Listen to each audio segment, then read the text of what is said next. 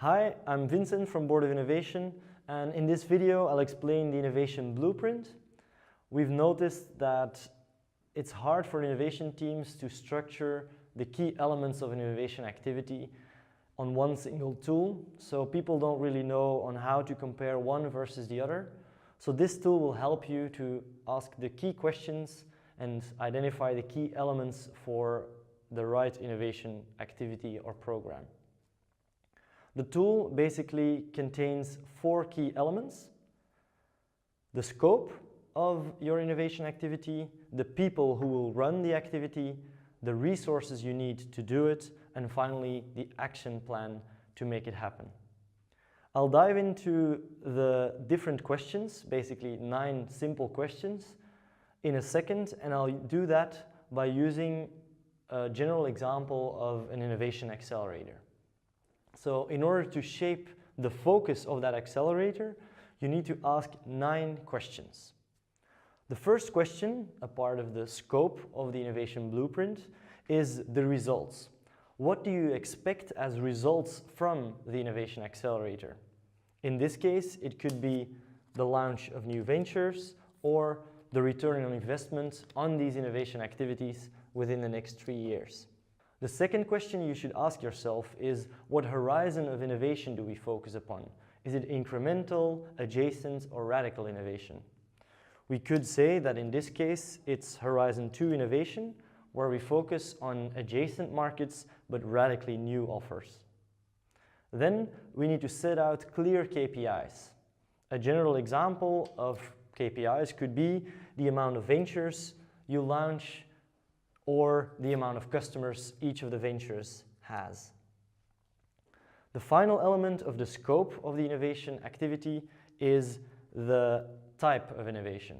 In this case, we're talking about an internal accelerator, so it's good to mark it out on the innovation matrix. Next up is the people. Who will run these activities? It's clear to identify clear roles on who does what in the coordination of an activity. So what we do here is we identify first what is the operating model. And there's 4 types. You could have a disconnected activity, an internal activity, a separated activity, or an integrated activity. In this case, we're talking about a separated activity because it's connected to a certain business unit, but it's positioned slightly outside of the core business. So that's why we say it's a separated business outside of the core. The next question is the team. Who will run it? There's 3 sorts. The first one is the sponsor who pays for it. Then you have the lead or the owner of the program, and finally the team. The starting point is the sponsor who pays the activity. It could be the CEO, the CIO, or whomever that owns the budget. Then we have the person who runs the program. This is, or could be, the innovation manager. And finally, we have the team that will execute and work on the innovation accelerator on a day-to-day business. And there we have venture leads that can do this. Next up is the resources. The resources you need to make the accelerator into a success. The first question is, what funding do you need? How much budget do you need to run this accelerator? You could say that, for example, a budget of about 100K per startup would do the job to be able to help them out and move forward. The next question is, what assets should you provide to the accelerator? And very often, an innovation lab or creative space on which these internal ventures can work will help as well. Final stop is the action plan.